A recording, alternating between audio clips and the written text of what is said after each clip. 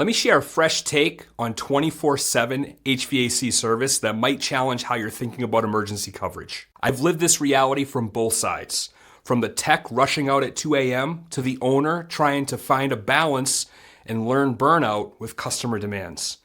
Here's the raw truth about emergency service that nobody's talking about. Picture this. You're at your nephew's birthday party, watching him get ready to blow out the candles, when your phone buzzes. Mrs. Johnson's AC is down and it's 95 degrees outside. Again. Sound familiar? I've missed more family moments than I care to count chasing these calls. Let's get real about the dark side of 24/7 service for a minute. We're not just talking about long hours. We're talking about the kind of stress that seeps into every aspect of your life. I remember one Christmas morning, standing in a customer's basement, but here's where it gets interesting. That customer didn't just become a loyal client. They were like family. When I was deployed in Iraq, that same family sent me pressed fall leaves from their yard. You can't buy that kind of connection. But let me tell you something that might ruffle some feathers. Somewhere around 80% of these emergencies are not emergencies at all. I once had a wealthy client claim that they couldn't survive the night without air conditioning. It was in 75-degree weather. You know exactly what I'm talking about. But what's the real business impact?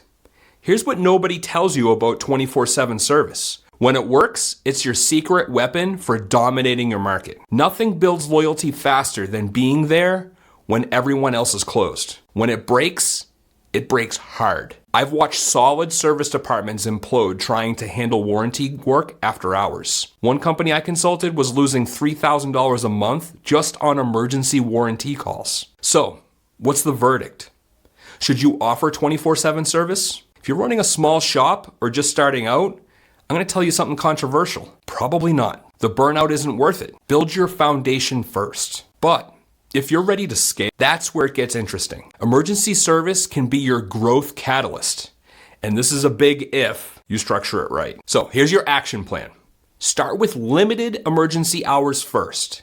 Test the waters with extended evening service before going full 24/7. And then price it like your life depends on it, because your sanity does. I learned this lesson the hard way. Then be sure to build a robust rotation system. Nobody should be on call more than 1 week a month. Look, at the end of the day, this isn't just about business. It's about building something sustainable while still having a life worth living. I've seen too many good technicians burn out chasing every possible call. What's your take? Are you team 24/7 or team work-life balance? And don't worry, you can be both. Drop a comment below. I want to hear your war stories and success strategies. Think about this.